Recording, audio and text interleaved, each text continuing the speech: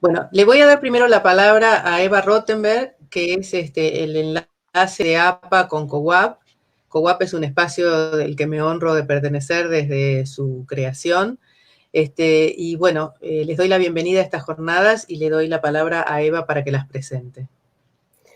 Bueno, bienvenidos a todos y bueno, también agradezco el acompañamiento, como dijo Alejandra, de América Latina, también de Europa, Estados Unidos, de lugares cercanos y lejanos, y también a los colegas de nuestra institución. Bueno, hoy vamos a inaugurar el segundo encuentro de estas jornadas que comenzaron la semana pasada y que hoy vamos a hablar. Hay 3 expositores que ya Alejandra los va a presentar. Vamos a abordar el tema de la construcción de la identidad del género en los niños y adolescentes.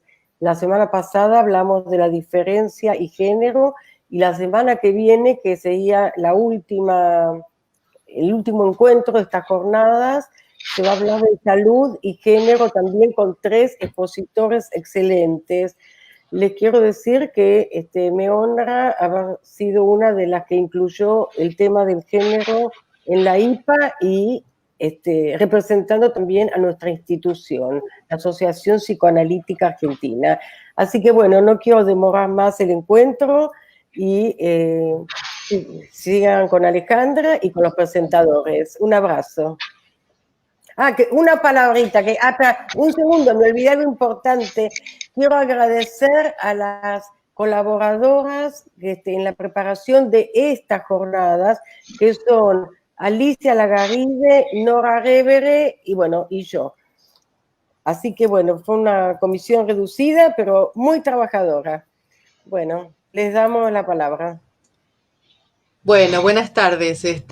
Bueno, le voy a dar la palabra a los presentadores, pero antes quería decir en relación al tema que, como dijo Eva, es construcción de la identidad de género infanto-juvenil, que es un tema fundamental y que ya empezaron las preguntas sobre este tema desde la semana pasada, lo cual bueno, hace más interesante saber que la temática convoca, ¿no? Es un tema fundamental, el de la identidad, porque se refiere a qué se es, y al núcleo mismo del yo, ¿no? A algo que los atributos que la cultura asigna a los géneros se instalan por vía de la identificación ofrecida por el otro, que en principio considera a alguien de la propia especie, o sea que esa identificación es un hecho simbólico, no biológico. Y esto se articula con la identidad sexual. Y estas secundarias. Y el tema no es menor, es muy importante, y tomo solamente algo que dijo Silvia Blichmar, que es que ni ebrio ni dormido alguien aceptará desmantelar los pilares básicos de su organización psíquica enclavados en las identificaciones nucleares, salvo que esté en juego su supervivencia. O sea que el tema además tiene honda trascendencia para el sujeto. Bueno, les doy la palabra a nuestros invitados de hoy, que son Francisco Paco Anguiano Castro, de México, Claudia Borenstein, nuestra presidenta, y la doctora Hilda Katz. Les voy a dar la palabra por orden alfabético, pero antes les voy a presentar, o sea, les voy a presentar al primer ponente y les voy a leer su currículum, y después, antes del que sigue, leo el currículum de cada uno. Con respecto a Francisco Paco Anguiano Castillo, radica en Monterrey, Nuevo León, México, practica el psicoanálisis en consulta privada, es catedrático y supervisor de la Facultad de Psicopedagogía del Centro de Estudios Universitarios, donde diseñó e imparte la materia Nuevos Paradigmas de la Diversidad Sexual, la cual fue su tesis de maestría, y se convirtió en la primera asignatura en México en abordar específicamente el tema de la diversidad sexual a nivel universitario. Es miembro del Consejo del Instituto Familia, Sociedad y Sexualidad y del proyecto Padres y Madres del Arco Iris, grupo de apoyo para madres, padres, familiares y amigos de personas LGTBI. Es parte del equipo de psicólogos de la Asociación Civil Transamor.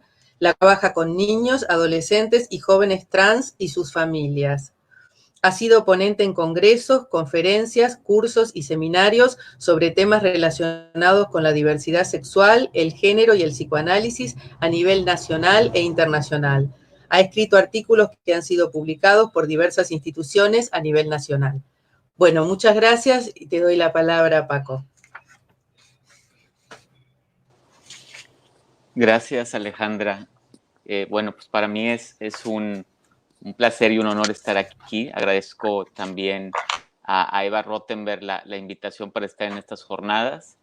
Y pues bueno, a lo largo del tiempo que llevo estudiando el tema de la diversidad corporal, sexual y de género, y recibiendo en mi consultorio a sujetos que se identifican como gays, lesbianas, bisexuales, trans, etc., mi mirada y mi escucha se ha ido transformando. Como efecto de esta transformación, mi lectura de la teoría psicoanalítica también ha cambiado.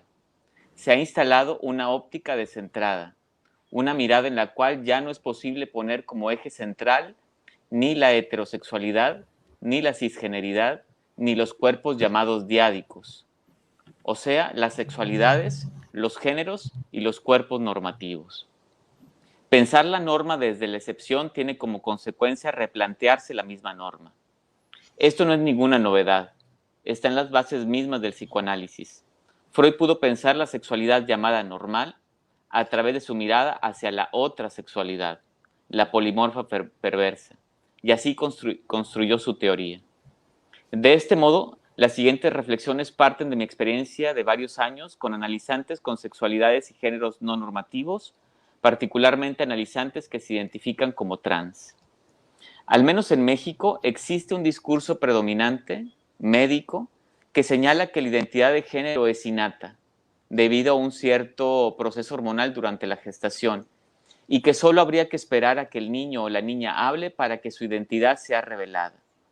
Si nosotros como psicoanalistas nos distanciamos de esta postura que en realidad simplificaría mucho las cosas, y pensamos que la identidad de género no está ahí desde el principio, sino que algo a nivel subjetivo tuvo que pasar, entonces tendríamos que plantearnos algunas preguntas.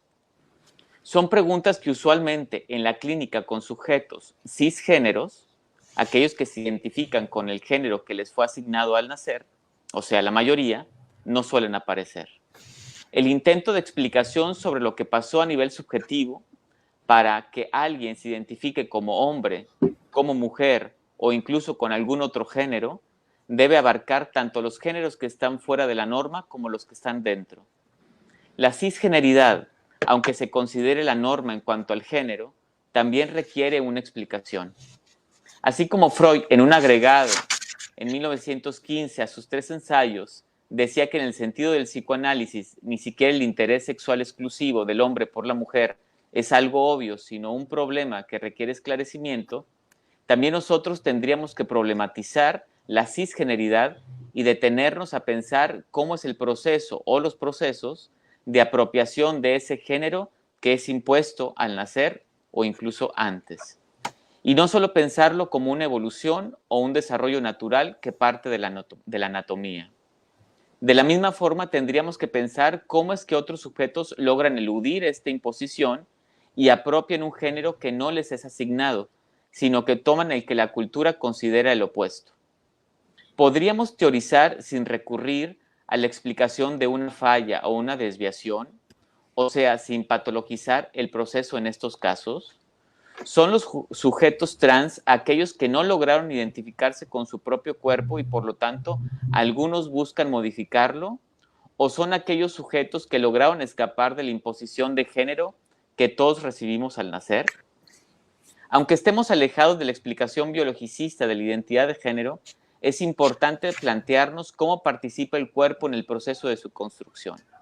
Yo no considero que la construcción de la identidad de género parta de una relación inmediata que el sujeto tenga con su cuerpo, en particular con su sexo biológico, sino más bien pienso que esta relación va a estar mediada por los significados que a nivel social se le den a ese cuerpo.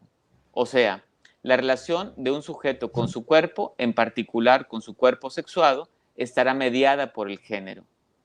¿En qué tipo de cuerpo debería habitar como mujer? ¿Qué corporalidad debo tener como hombre? Las representaciones de lo que significa ser hombre o ser mujer serán transmitidos a través de aquello que en la opinión de Laplanche sería el término capital para definir el género, la asignación. Como él dice, esta no se limita a un solo acto, sino a un conjunto complejo de actos significativos del entorno, una asignación continua, una verdadera prescripción, y aunque esta asignación se inscribe en lo social, quien lo inscribe es ese pequeño grupo de cercanos, el padre, la madre, los hermanos. A mi parecer, la base donde se sostiene el edificio de la identidad de género no es el sexo biológico, sino la asignación de género. Al nacer un bebé, o regularmente antes, en una ecografía, se cree que el sexo del producto se revela a partir de la observación de los genitales externos, y no es así. Más bien se toma la parte, los genitales, por el todo, el sexo. Y es a partir de solo este elemento, los genitales, que se realiza la asignación del género.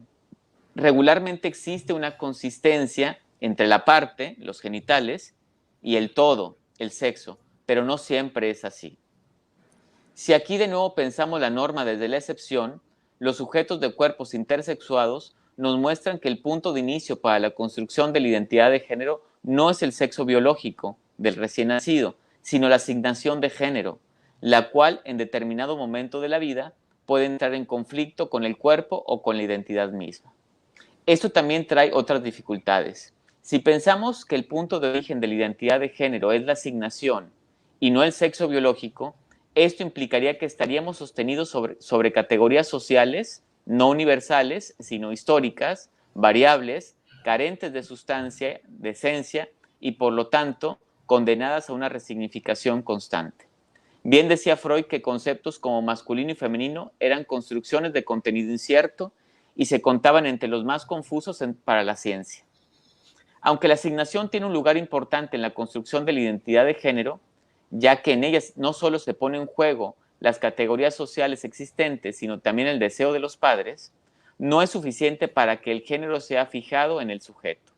Evidentemente no basta una asignación de género para que un sujeto se sienta pertenecer a ese género. En realidad, este proceso tendría dos tiempos. El primero, el de la asignación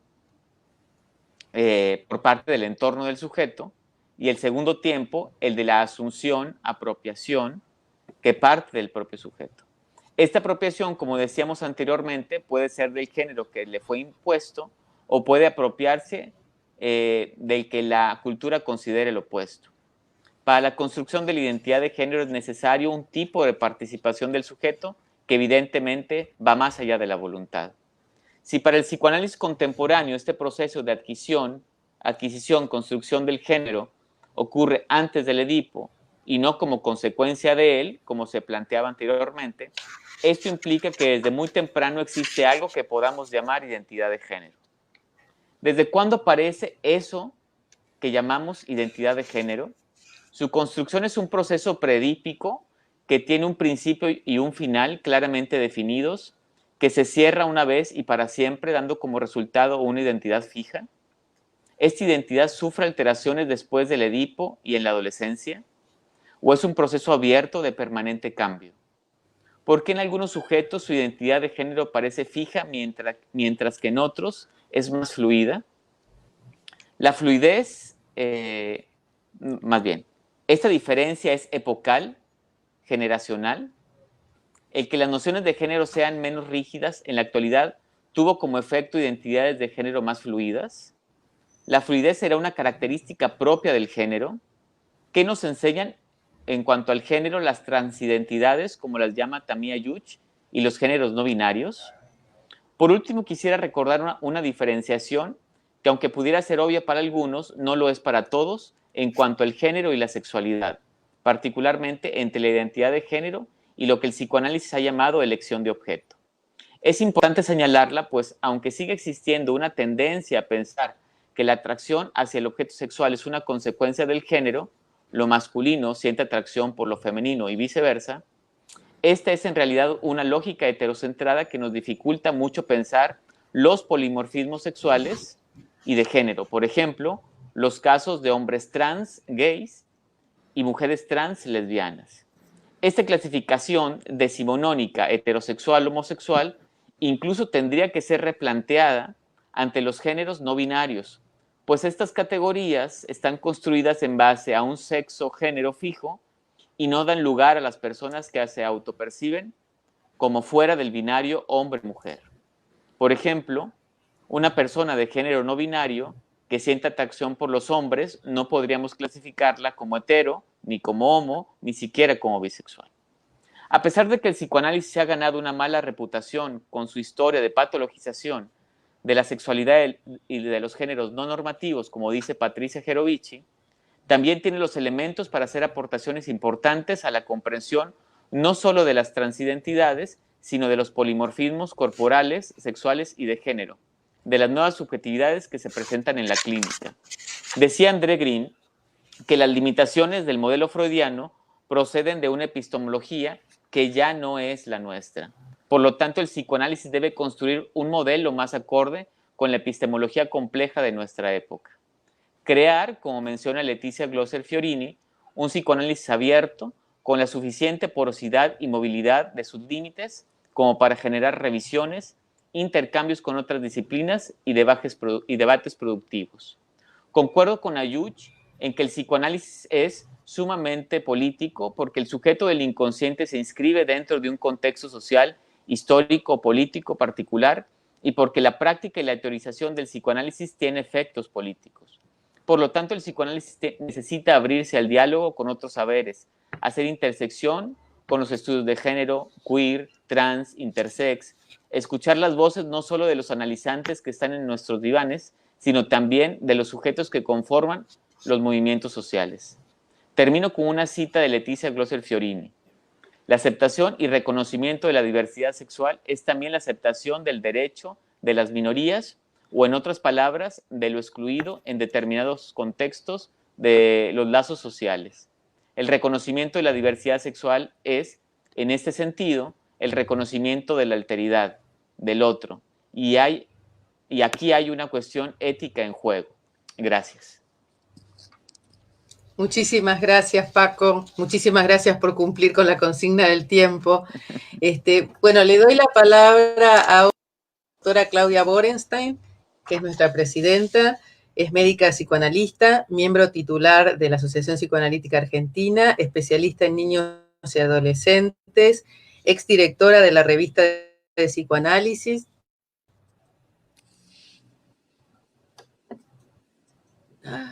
¿Me escuchan? Me parece que se tildó. ¿Me escuchan? Exdirectora, ¿me escuchan? ¿Sí? ¿Hola? Sí, sí. Sí se escucha. Bueno, exdirectora de la revista de psicoanálisis, compiladora del Diccionario de Psicoanálisis Argentino, primera y segunda versión, presidente de la Asociación Psicoanalítica Argentina. Bueno, muchas gracias. Te doy la palabra, Claudia. Gracias, Alejandra. Gracias, Francisco, Paco. Me alegro, digamos, de escucharte y creo que en muchas cosas que diga vamos a poder dialogar tranquilamente. También quiero agradecer mucho la invitación a estas jornadas muy importantes. La APA se está dedicando a eso hace muchos años, en jornadas, en encuentros muy importantes. Hay figuras muy importantes en nuestro medio, tal como ha citado Francisco, Letizia, que está trabajando hace muchos años en esto, Eva, en la mesa del otro día. Invito a quien no lo vio a que se sume al YouTube para ver las ponencias de Letizia Glosser, Eva Rothenberg y Mirta Goldstein, a partir de las cuales voy a continuar la exposición de hoy. Quisiera entonces, para comenzar, agradecer al colega psiquiatra Enrique Stola, no sé si lo conocen, va a estar en nuestro simposium, de paso a paso el aviso. Es psiquiatra feminista y militante de los derechos del colectivo LGTBI, quien puso a mi disposición textos y polémicas que tuvieron lugar a fines del año pasado, dentro del campo lacaniano, a raíz de la locución que Paul Preciado Beatriz anteriormente, dirigió a los oyentes de su conferencia en la Escuela Freudiana de París. ¿Quiénes entre ustedes de género no binario se han presentado al PASE? ¿Sería equivalente a presentar esto en una institución de la IPA? ¿Aceptaría la IPA en su institución, en las 60 y pico instituciones que hay en el mundo de la IPA, a una persona trans, no binaria? ¿Lo hace? ¿Qué implicancias reales tiene en nuestra práctica este debate sobre la verdadera aceptación de la diferencia? La construcción de la identidad de género en niños y adolescentes es el tema de la mesa de hoy. Pocos temas han sido tan debatidos como la cuestión del género y su inclusión en el campo del psicoanálisis. La nominación del género no existía en la época de los 3 ensayos de una teoría sexual. De modo que los que empezamos hace más de 40 años a leer a Freud no cuestionábamos la evolución sexual en términos de etapas, la regresión, el estancamiento de la libido, la teoría de la perversión sexual, pero ya era tema de debate.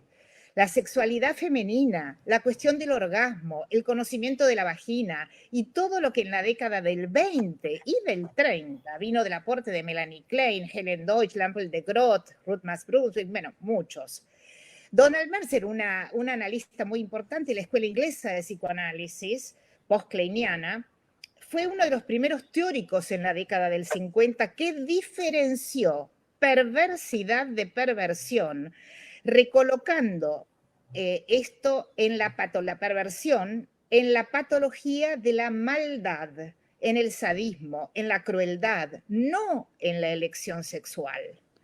Sin embargo, fue el movimiento gay el que empujó a la despatologización de la elección sexual en el psicoanálisis y luego también la eliminación de las homosexualidades de una de las versiones del manual del DSM. Recordarán muy bien algunos mayores los intensos debates en Barcelona 1997, en donde los analistas gays salieron del closet. ¿Aceptaban las sociedades psicoanalistas analistas no heterosexuales? Hasta hoy hay algunas sociedades en algunos países que no lo hacen y entonces esos analistas deben emigrar a países donde puedan ejercer su práctica libremente, dentro, si quieren, de la institución psicoanalítica internacional. Luego entonces llegó el debate sobre el género que trajo aportes y distensiones y luchas del sector del feminismo y sobre todo del colectivo LGTBQ, partes que tuvieron su auge fundamentalmente en el psicoanálisis norteamericano de los 90, junto a concepciones de psicoanálisis relacional, social e intersubjetivo que no eran tan visitados por nosotros en nuestro medio. Es claro entonces, y coincido aquí con Paco Francisco, está claro que debatimos junto a cuestiones teóricas, cuestiones políticas. No parece lógico que una apertura en el campo teórico no vaya de la mano de una política del psicoanálisis y de una política de una institución psicoanalítica. Y llevar adelante estos debates para que estos tengan una consecuencia real en las prácticas, tal como se hace en estas jornadas y en muchas que tuvieron lugar y posiblemente a lo mejor Hilda Katz va a comentar algo de lo que pasó en estos años en las jornadas de niños y adolescentes. Porque el psicoanálisis no puede estar ausente su palabra, no como moralidad ni como normatividad, sino como aporte a la definición inconscientemente motivada al tema de la identidad. Entonces, ¿cuál es el centro del debate? El centro es la identidad. El debate sobre género nos obliga a revisar la temática completa de la identidad, cómo está compuesta, qué es central en ella. En una época se hablaba de la identidad sexual, creo que esto es una confusión que ahora se está aclarando y también lo mencionó Francisco. Ahora es pertinente hablar de identidad de género nuclear y de orientación sexual, más allá de los nombres que se le pueda dar a esta orientación. Ya sabemos que la construcción de la identidad de género es un proceso complejo que involucra factores biológicos, no puede dejarlos afuera, también sociales, culturales y psicológicos. Cada uno desarrolla un sentido personal de sí mismo en función de sus experiencias, de su historia, características, de sus percepciones, así como sus interacciones y los valores y normas de la cultura que lo rigen. Y en esta perspectiva, el desarrollo de la identidad es una tarea muy larga, que inicia en la infancia, adquiere gran importancia en la adolescencia y continúa a lo largo de toda la vida. De manera que es necesario incorporar en la conceptuación de la identidad la línea temporal que plasma la idea de continuidad que tiene una persona a través del tiempo. De manera que la forma en la cual una persona llega a definirse a sí misma y concibe su propio yo no es una situación estática e inamovible, y mucho menos universal, sino que está supeditada a condiciones históricas, un momento determinado y a la variabilidad cultural. Si bien ya se ha discutido muchísimo que la anatomía no es destino, esta frase de Freud, no puede negarse que es origen, que es punto de partida, pues a partir de ella se dan las transformaciones identitarias que dan lugar a un desarrollo que involucra la identidad de género. Esta discutida frase, también famosa, de Simone de Beauvoir, no se nace mujer sino se hace, obviamente es una lucha también. Ser cisgénero, como lo decía Francisco hace un rato, es una lucha. Ser mujer, si uno elige ser, estar de acuerdo con la biología y la asignación de género que ha tenido, no por eso es menos complicado. También es una lucha ser hombre, también es trans, para ser binario, o sea, todo se hace hasta que uno llega a definir su identidad genérica. Durante la infancia, el niño o la niña incorporan la visión, características del cuidador, adquiriendo roles, también identificándose y así estableciendo bases de su estructura psíquica fundamental. El proceso de identificación depende de las relaciones, pero a su vez esto influye sobre su identidad.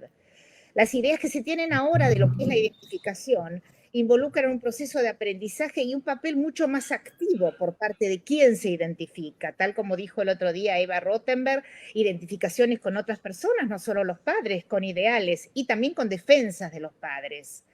Los niños, ahora digo, los niños atraviesan por distintas etapas para desarrollar su identidad de género. Desde el primer año hasta los 2 años o 2 años y medio buscan etiquetas que otros usan y que ellos mismos les permiten describirse a través de sus nombres que identifican como niño o niña. Después empieza un estado activo de imitación en el cual aprenden a jugar ciertos roles, papeles, entablar una comunicación y conductas de acuerdo a lo que han percibido de los otros. A los 3 años, los niños desarrollan una constancia de género y buscan identificar esas conductas y actitudes de los otros, masculinos o femeninos, para representarlas ellos mismos. Conforme las personas avanzan en edad, se vuelven más flexibles en los roles que juegan y las condiciones estereotipadas que tienen alrededor de hombres y de mujeres.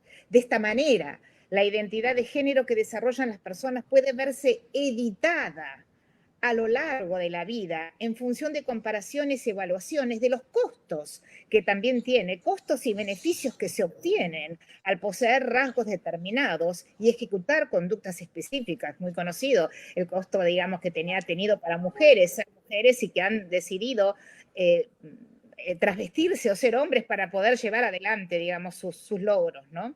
Esto también es una vieja historia de la lucha feminista. También debe tomarse en consideración la influencia de la raza, del nivel educativo, del sociocultural, la participación en la fuerza laboral, pues se han detectado muchos cambios de la identidad en función de estas variables. En este sentido, la construcción de la identidad de género del adolescente actual tiene mucho que ver con el grupo de adolescentes con el que se vincula. La diversidad de las modalidades amorosas y eróticas, la crisis en la institución matrimonial desde la perspectiva de la familia burguesa, las nuevas identidades sexuales, la aceptación del no deseo de hijo es muy común ahora. Se acepta fácilmente el no deseo de hijo, la conquista del matrimonio igualitario, la ley de identidad de género, todos son cambios que cuestionan profundamente el discurso del patriarcado. Bueno, mencionó algo Mirta Golsen el otro día que fue muy importante, pero los invito a verlo para no repetirlo porque no sé si me sobra el tiempo, igual estoy terminando. La necesidad de experimentar de los adolescentes nuevas sensaciones con innovadoras experiencias le permite al adolescente ensayos en el camino hacia el hallazgo del objeto. No están ajenos a esto de venir las nuevas tecnologías reproductivas que prometen liberar al sujeto de la tarea de conservar la especie. Y posiblemente el cambio cultural en los géneros y las sexualidades nos lleven a reconsiderar todos los desenlaces del complejo de Edipo o prescindir incluso de este concepto, se verá, así como la revisión de las estructuras de parentesco. Para Leticia Glosser, muy nombrada, diversidad y diferencia de géneros coexisten y ambos deben ser distinguidos del concepto de diferencia sexual. La relación entre diversidad, diferencia de géneros y diferencia sexual debe ser incluido en la escucha analítica. Y termino diciendo, me inclino por la nominación de las diversas identidades de género que pueden ser construidas y no por la abolición de las mismas. En el extremo abolicionista, no poner nombres de niño o de varón para que en el futuro cada uno no se sienta atado a su origen biológico, me parece tan perjudicial como la patologización de lo no binario, porque desproveer de marcas identitarias es lanzar un sujeto al vacío. A ver si tiramos el bebé con el agua de la bañadera.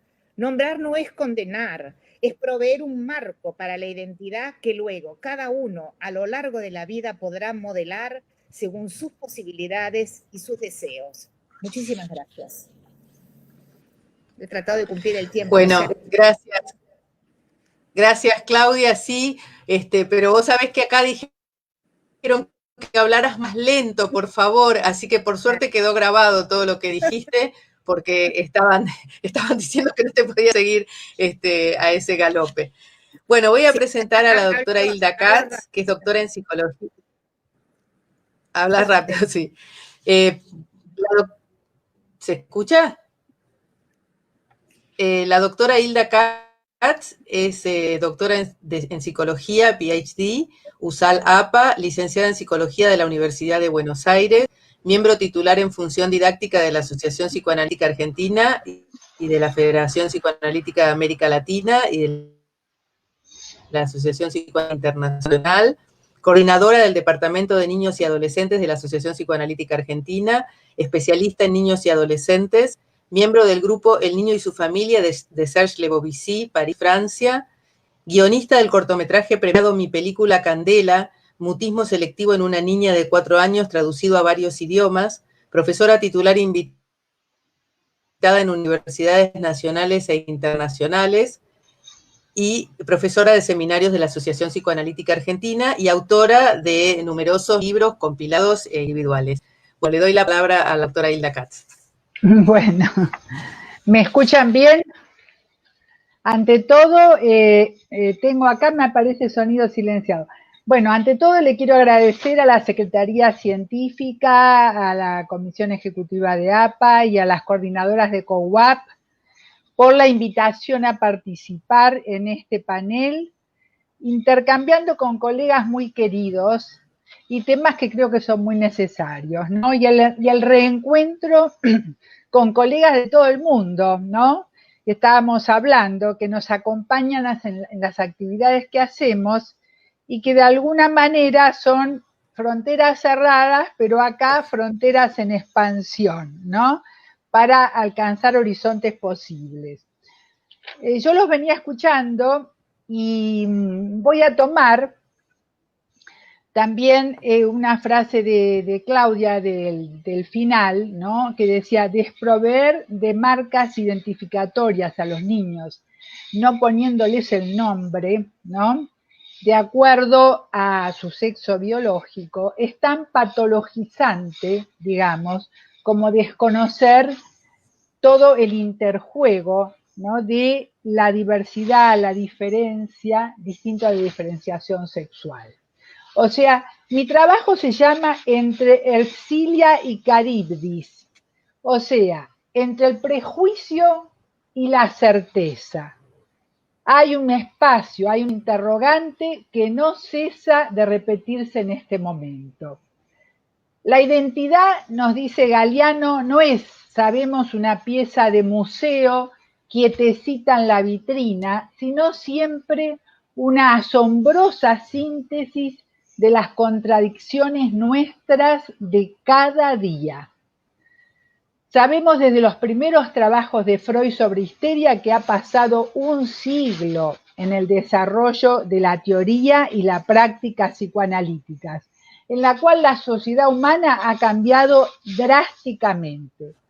Por otro lado, también sabemos que el psicoanálisis depende en gran medida de su capacidad de transformación y de creación de teorizaciones y prácticas ligadas a lo que la subjetividad y la sociedad presenten, y a las novedades que a diario aporta la ciencia, que cuestionan los tradicionales estereotipos con los que hasta hace un tiempo se dirimían los roles de los sexos y sus configuraciones.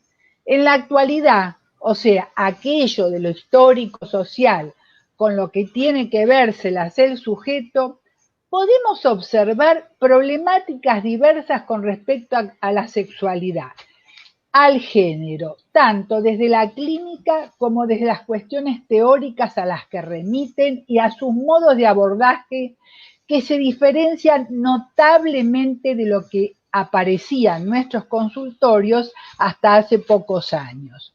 Lo contemporáneo estaría ligado tanto a la cultura como a los efectos de esta cultura, sin dejar de lado, por supuesto, la singularidad de la subjetividad que abarca la pluralidad de los contenidos psíquicos con respecto a la psicosexualidad y a la identidad de género donde se despliega el deseo y la relación de objeto. Como dice Leticia, como dice Glosser, en la vida cotidiana, en los medios de comunicación, en las redes sociales, nos encontramos con mezclas y fusiones sexuales y de género, travesías que le llama plurales del deseo, identidades sexuales cambiantes, presentaciones andróginas que atraviesan los discursos y las prácticas de las culturas y subculturas contemporáneas, y que principalmente en las sociedades occidentales, por supuesto. Algunas tienen que ver con lo que podemos llamar sexualidades nómades, en las que el ejercicio de la sexualidad se produce por fuera de las normas heterosexuales vigentes.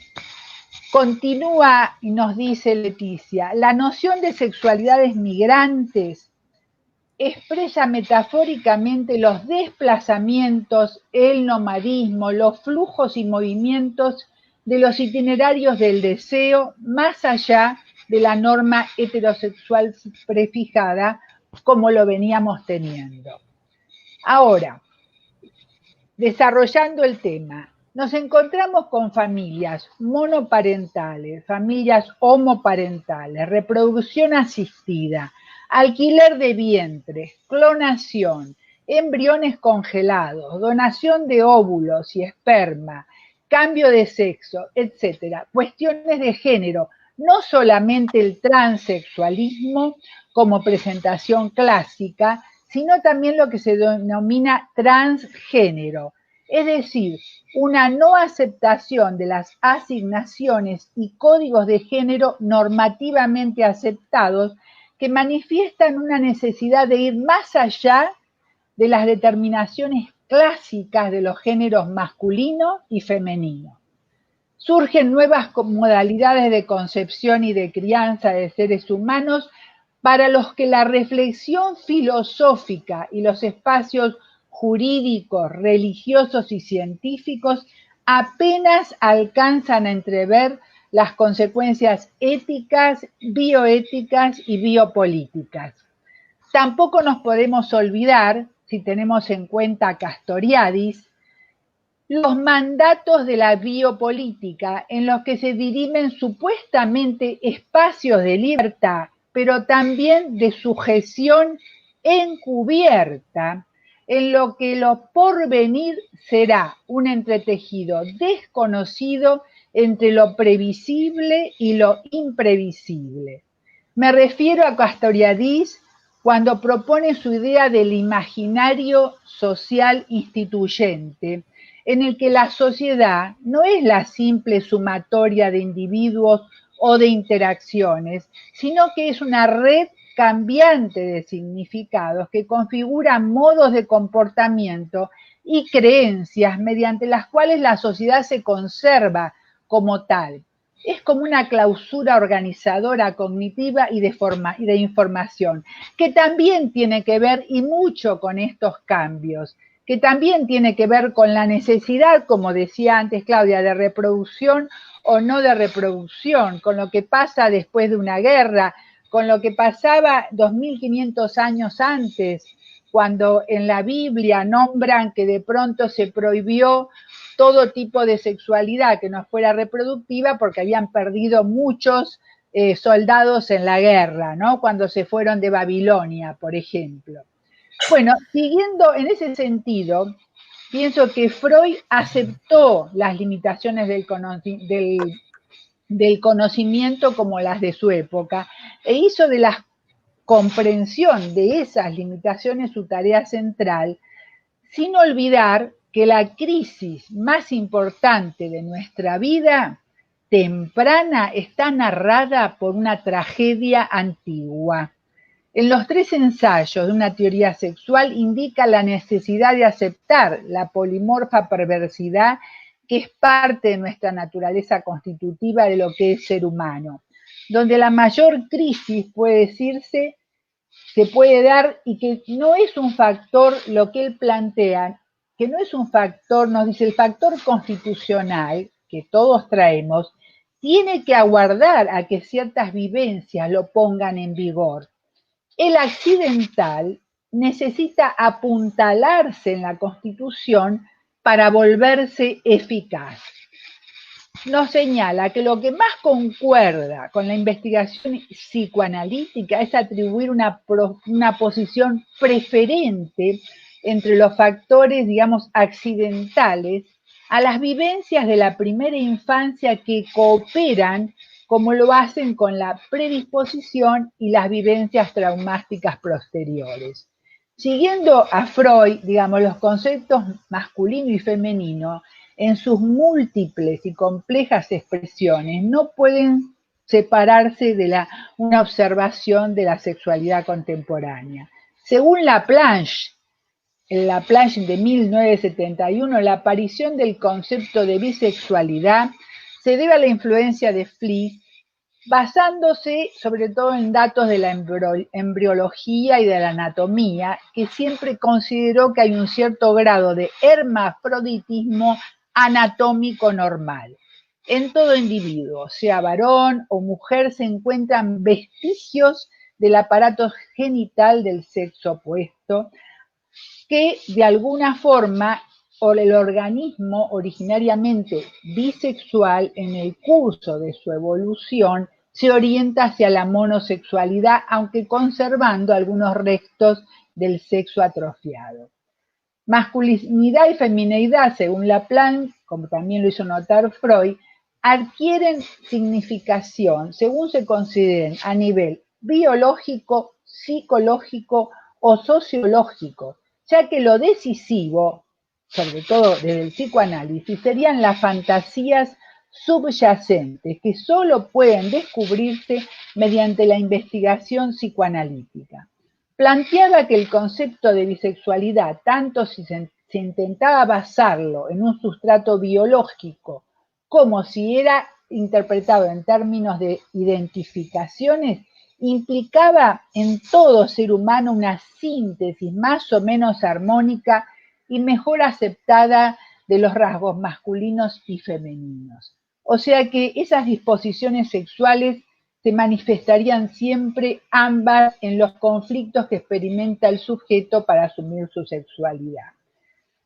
Por todo lo expuesto, ese equilibrio de fantasías bisexuales puede ser sumamente lábil. Y luego Laplanche, pero ya en 1992, nos dice que dependería realmente ese equilibrio de los significantes enigmáticos que marcan con preguntas sin respuestas el campo del deseo.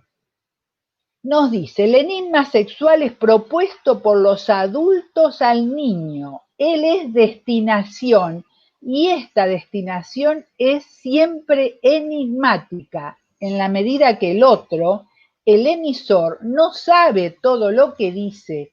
Él es otro también para sí mismo. O sea, acá nos marca el rol preponderante, como también dijo Eva la vez pasada, del ambiente familiar y del fantasma, que son realmente capaces de sumergir las fuerzas biológicas y el determinante anatómico en la diferenciación psicosexual y que marcarán identificatoriamente la constitución del mismo, ya que la actitud inconsciente parental interviene a través de su mirada siempre sexualizada sobre el sexo del recién nacido e influye en su actitud mucho antes que las ambigüedades de su fantasmática personal. También tenemos ahora, acercándonos más en el tiempo, desde otra perspectiva, lo intersubjetivo que incluye lo intrapsíquico, por supuesto, que nos habla Jessica Benjamin, hablando de los lazos de amor, donde ella sostiene la emergencia del género en etapas muy tempranas, anteriores al complejo de Edipo, donde dice que ya a los 2 años se manifiesta y se da por lo que ella llama lazos de amor por identificación con las personas que lo cuidan, quienes tienen a cargo las personas que lo cuidan. O sea, ese quiero ser como vos empieza muy temprano y mucho antes de, como psicoanalistas, consideramos el complejo de Edipo. Y bueno, llegando a las conclusiones, actualmente nos encontramos con la falta de predictibilidad y ambigüedad que puede observarse en lo que a la sexualidad de los niños y adolescentes atañe. Crean confusión, para lo cual necesitamos justamente el pensamiento de la complejidad, no un pensamiento lineal, es esto o es el otro, el de la complejidad, el de Morán. Estar preparados para poder intervenir en un contexto donde los contenidos superan la capacidad de los continentes que teníamos hasta ahora para poder ser pensados, y la importancia de armar modelos, pero que sean circunstanciales, conjeturales, no definitorios ante lo desconocido. La idea sería que podamos implementar nuestra capacidad de observación y de creación de teorizaciones y prácticas ligadas a lo que la subjetividad y la sociedad presenten, junto con las novedades que aporta la ciencia, que cuestionan los roles de los sexos, los géneros y sus configuraciones. La verdad es que el psicoanálisis es tan solo uno de los vértices posibles para acercarnos a la turbulencia y los estados de violencia que producen los cambios, apoyándonos en lo que considero una invariancia, tomando el modelo conceptual de Bion, que como psicoanalista sería la mirada psicoanalítica. Pero no podemos olvidarnos acá que la subjetividad del analista está también inmersa en las características de la sociedad, de ese imaginario social instituyente que nos habla Castoriadis. Y es necesario destacar la importancia a nivel de lo individual de la maleabilidad del terapeuta para poder bascular no solamente entre lo femenino y lo masculino, sino también en la diversidad y complejidad, hay mucho ruido, sí, en que se manifiesta más allá de los condicionamientos habituales, partiendo de que tanto en lo interpersonal como en lo intrapersonal, la falta de elaboración, de integración de estos componentes de la identidad de género, con sus orígenes tanto congénitos como adquiridos, implicaría un deterioro de la identidad de género nuclear y del propio papel sexual, que están íntimamente relacionados con las experiencias tempranas y la problemática inconsciente de ambos padres en el precipitado vertiginoso de las identificaciones, como lo plantean Winnicott y Joyce McDougall. Propongo la posibilidad de, hay mucho ruido, no sé si se escucha bien. ¿Se escucha? Sí. La posibilidad, igual habría que ir cerrando, Hilda. Ya cierro, sí. La posibilidad de tolerar el misterio y la duda, la capacidad negativa, como sostiene Bion, puede ayudarnos a atravesar... ¿Se cortó? ¿Se cortó? ¿Me escuchan? Pueden ayudarnos a atravesar ese estrecho margen, ese entre que habilita la puesta en crisis del saber establecido, de lo políticamente correcto, y nos permite vislumbrar el caos de una interacción compleja con el entorno. Necesitamos del pensamiento complejo para contener los cambios cualitativos que se dan a un ritmo acelerado, no solo en el psicoanálisis, en todas las áreas.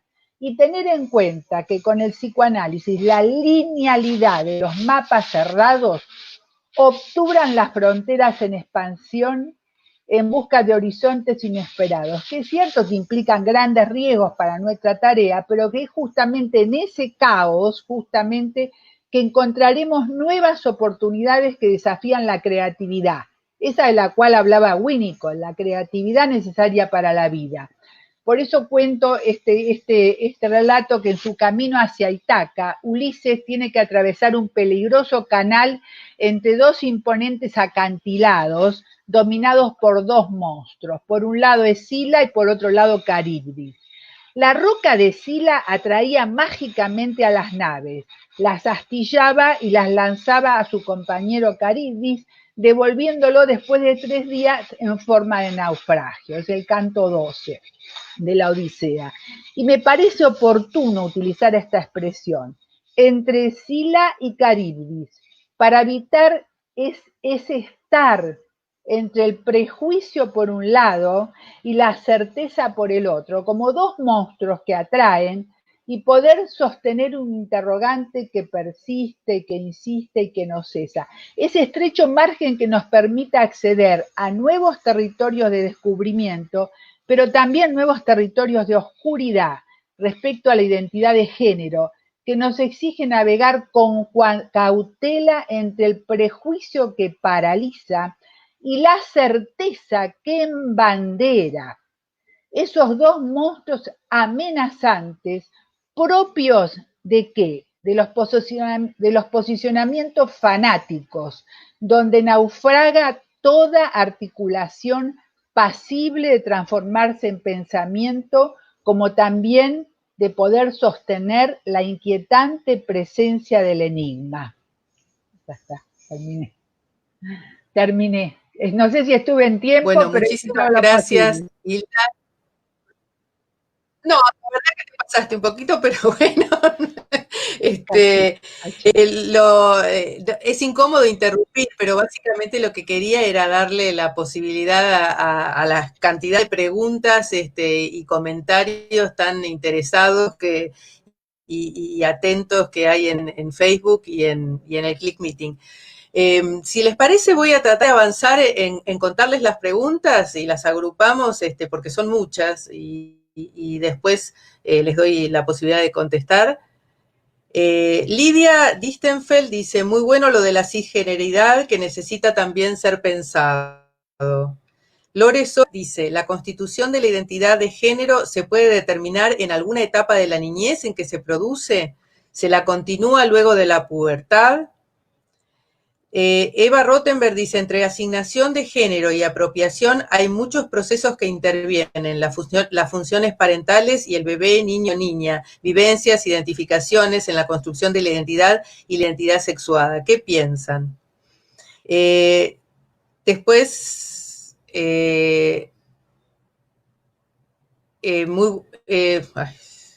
perdón, que se me repitieron los textos. Marga Slack dice, muy bueno, felicitaciones por la jornada, Mariel Besabe, Loredana Boscolo Buleguín, si es que lo pronuncio bien, está en italiano. ¿Por qué se habla de identidad, que es un término que impresiona mucho? Ay, perdón, creo que más adelante. ¿Por qué se habla de identidad y no de subjetividad, que da más apertura? Después, Miguel Ángel Roquel, muy interesante. Patricia Morandini gracias a todos los miembros de APA, como la doctora Emilce Bleichmar, en su tesis doctoral ya escribía la construcción y replanteamiento epistemológico en relación a temprana vincular en la construcción del significado sexual y de género. En estos momentos muy pocos aceptan estos planteos, incluso alimentados por la clínica. Juan Silva, excelente. Patricia Feynman, excelente exposición. Lamentablemente se rechazaba por cuestiones de prejuicio, doctrinas cerradas y más. Muchas gracias, Patricia Morandini Roth. Jacqueline Denise Abraham, debate muy necesario en el psicoanálisis de hoy. Marga Slack, las marcas identitarias son necesarias para la subjetivación. Muy buenas las presentaciones, Paco y Claudia. Qué necesario es revisar la epistemología psicoanalítica, Graciela Bolonsky. Mariel Basabe, la frase denominar en un principio. Nora Revere, excelente todas las exposiciones. Diego Sanz, hola, buen día. Si es posible, ¿podrían, por favor, un resumen de cómo se construye la orientación y la identidad de género? ¿En qué etapa se construye una y otras? ¿Qué lo influye? Marga Slack, ¿qué opinan respecto a la operación de los genitales en la pubertad y en la adolescencia?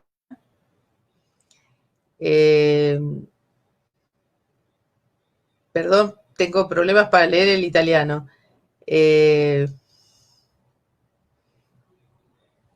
Bueno, se los debo.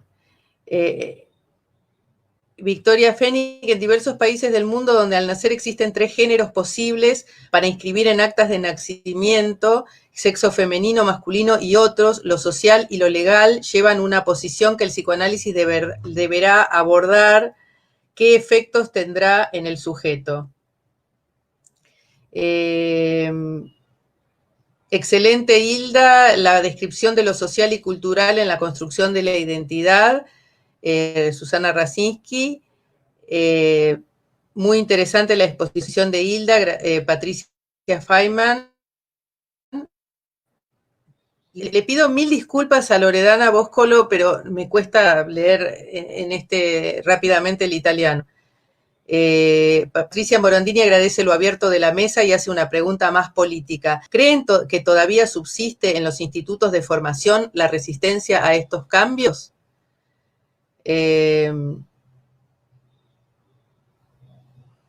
Bueno, por ahora les dejo acá, tengo como 11, 12 más, pero me parece que les doy la palabra y después sigo con las preguntas. ¿Quién quiere empezar? ¿Claudia?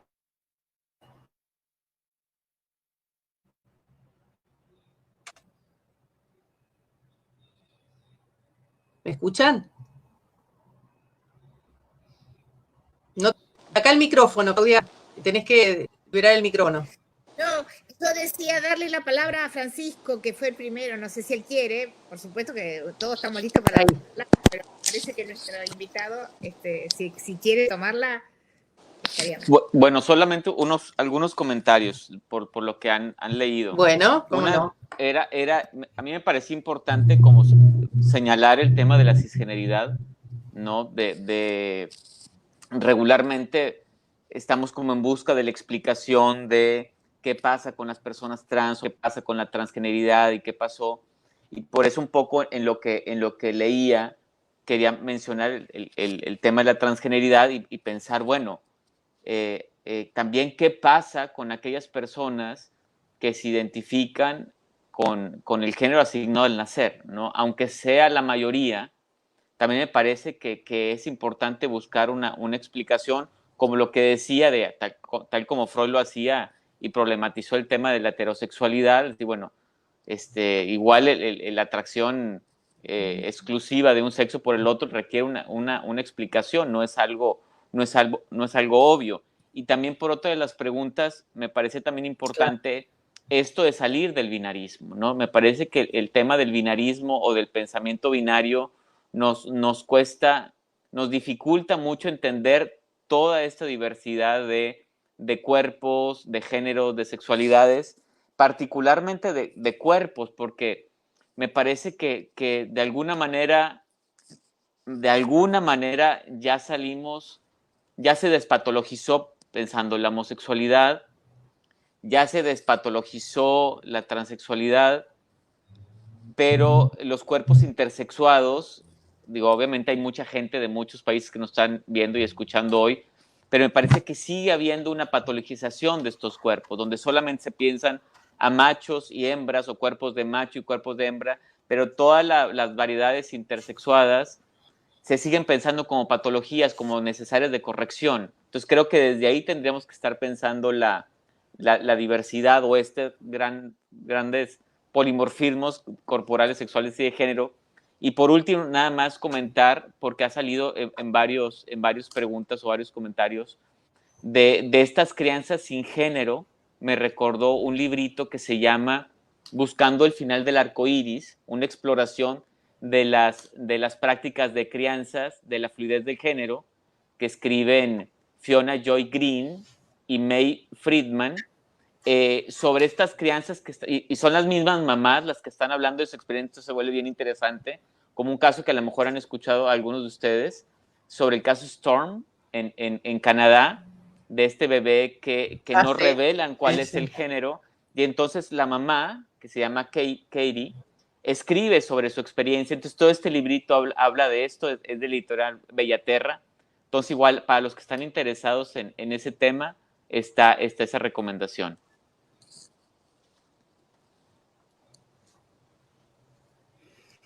Bueno, muchas gracias, Francisco. ¿Se fue Claudia? Bueno, Hilda, ¿querés contestar vos?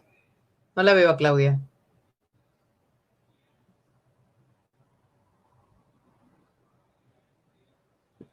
Saca el micrófono, libera el micrófono, Hilda.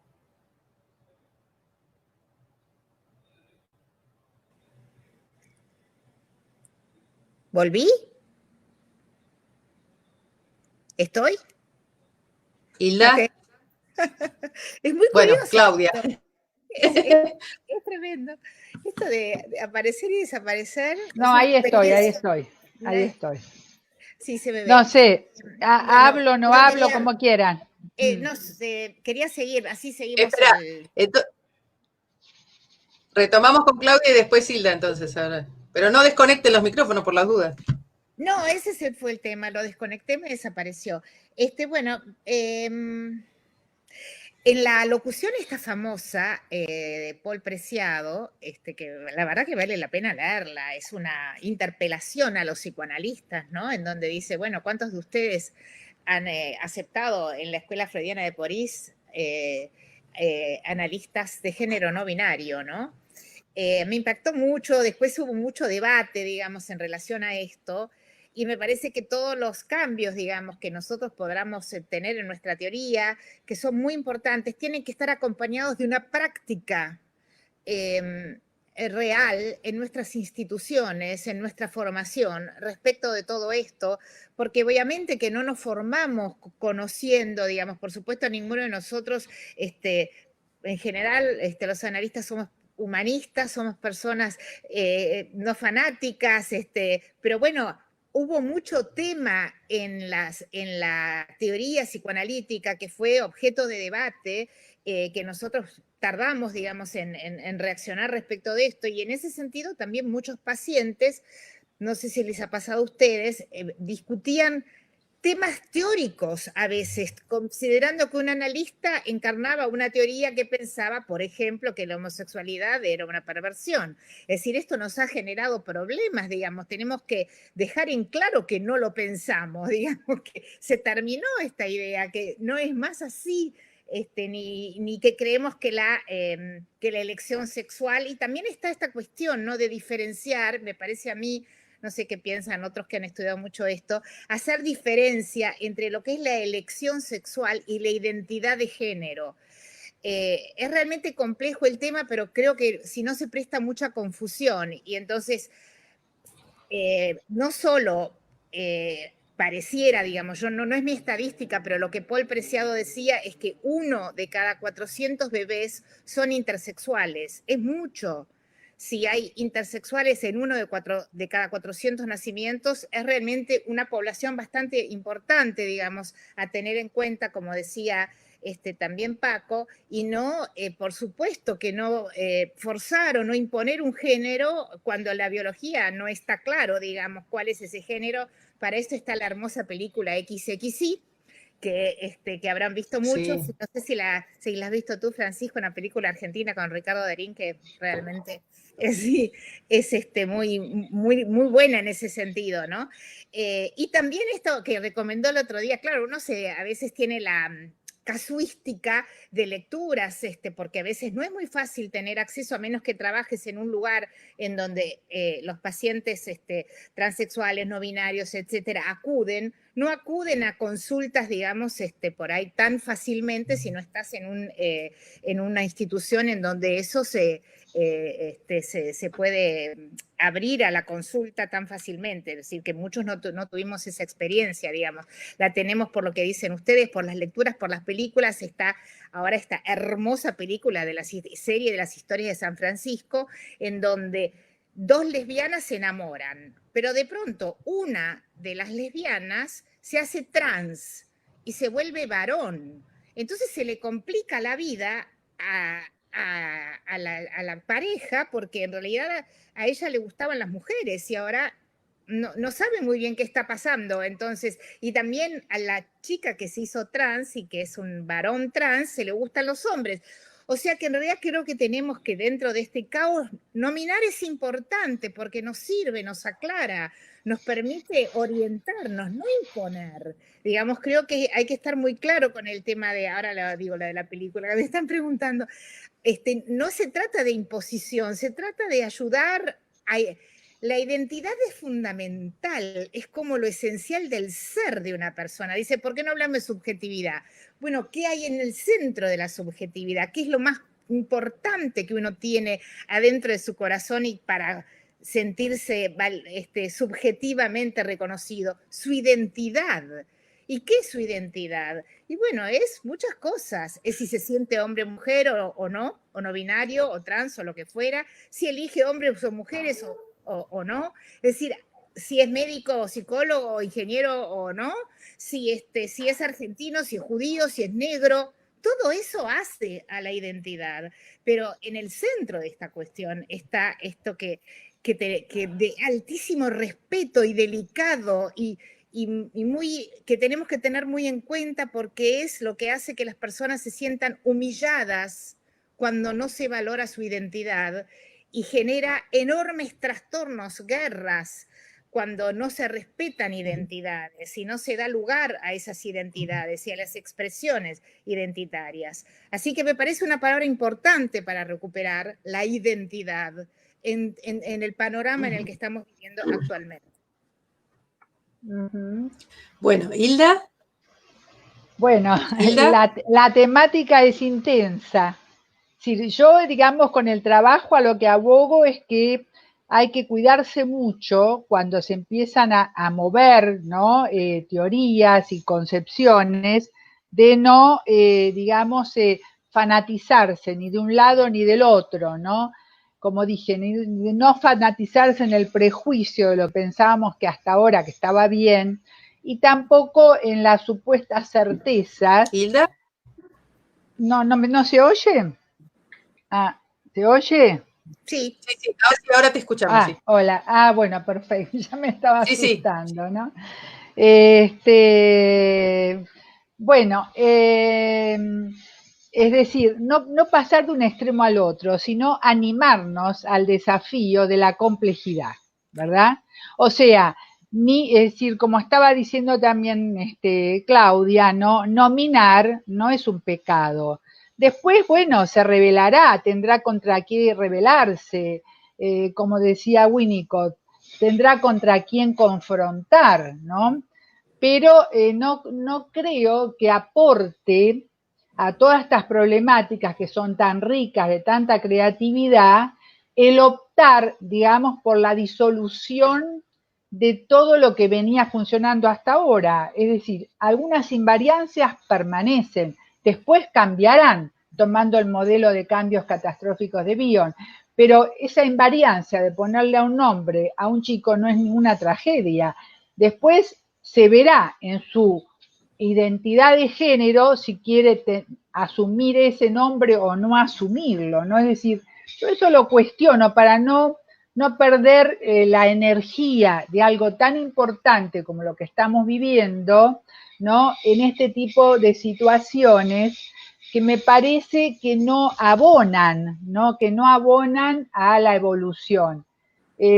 Jessica Benjamin, sí, ella siempre decía que, bueno, se concentraba en la infancia temprana y en los cambios psicológicos que se producen, ¿no? Ese equilibrio entre la afirmación y el reconocimiento durante los primeros momentos de la relación madre-hijo o de la persona que cuida a ese niño, y en la paradoja que surge cuando se produce la diferenciación y el reconocimiento de la alteridad. O sea que ese reconocimiento mutuo lo establece muy temprano ya Benjamin, ¿no? En el primer vínculo entre la madre y su hijo, y es como un estado de ánimo compartido, una experiencia de sintonía emocional, de influencia mutua, y que para ella es la matriz fundacional de la mente humana, ¿no? En la infancia temprana, en esa experiencia de reconocimiento. Pero ella dice que la identidad de género para ya, digamos, se define realmente en la etapa de reacercamiento al padre, ¿no? Es decir, ella enfatiza mucho el tema del reacercamiento al padre que define de alguna forma la identidad de género.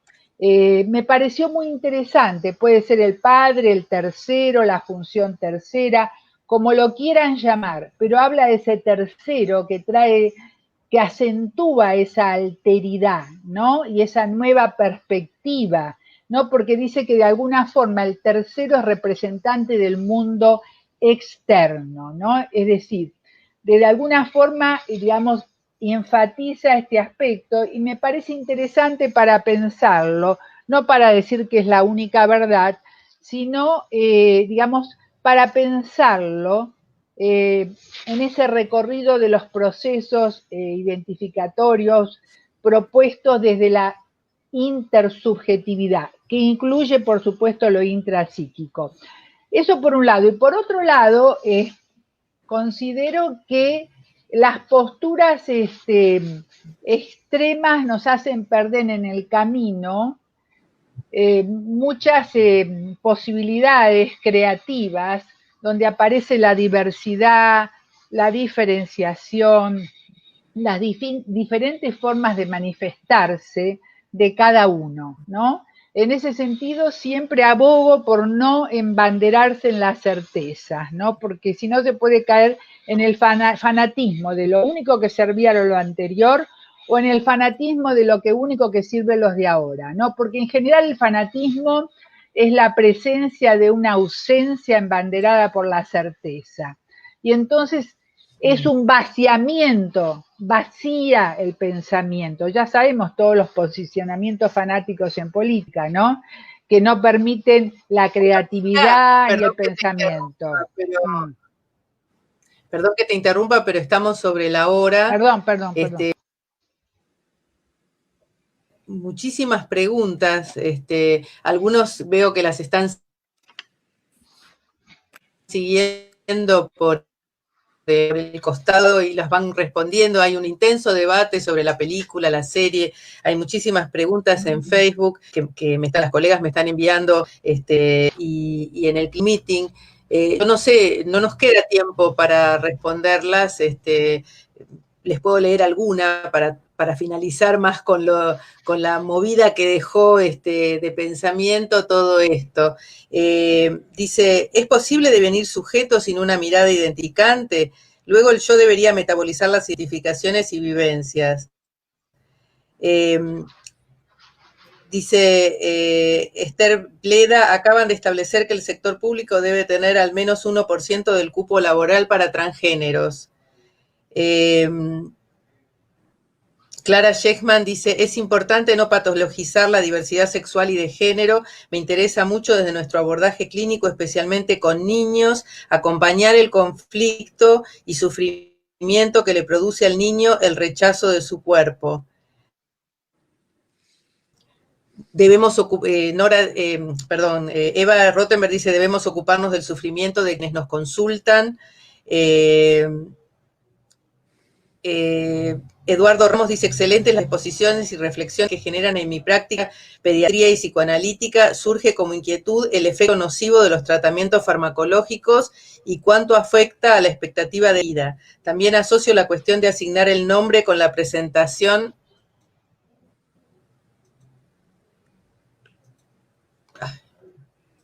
¿Me escuchan? Sí, sí. Te escuchamos, sí. ¿Se escucha? Sí, también, sí. También asocio la cuestión de asignar el nombre con la presentación a los niños de entorno desdibujado. Bueno, podría seguir leyendo un montón de preguntas y lamentablemente no tenemos mucho tiempo para respuestas. Yo les daría la palabra para que hagan un cierre y para que nos despidamos de una audiencia tan entusiasta de esta tarde.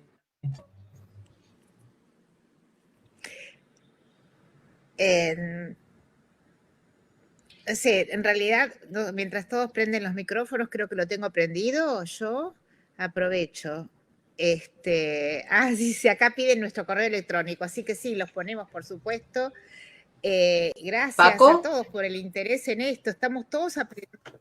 Paco, bueno, ok. Si Paco está, vamos con Paco. Ahí está. Pero no. Ahí está. Bueno, dale.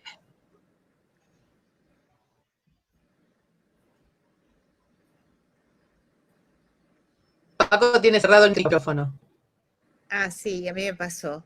Evidentemente es algo que tenemos que seguir pensando y mucho sobre la imposición, la nominación, la identidad, la cuestión de la identidad de género, la elección sexual y, digamos, cómo vamos a llevar a cada uno para ir como poniendo claridad en un campo en el que por lo menos estamos todos muy como muy avivados, por así decir, ¿no?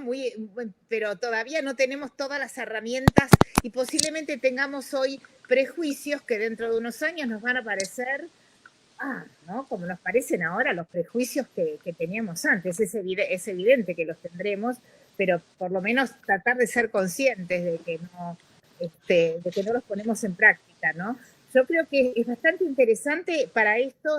Yo no lo había leído porque lo puse, no sé, algunos que tuvieron interés. Bueno, me parece, así lo veo en mi computadora, me gustaría que, perdón, porque estoy con delay, quería que saludara a Paco, o que nos saludara, y encantados de conocerlo, y a nuestras queridas colegas de APA, también saludarlas y agradecerles la participación.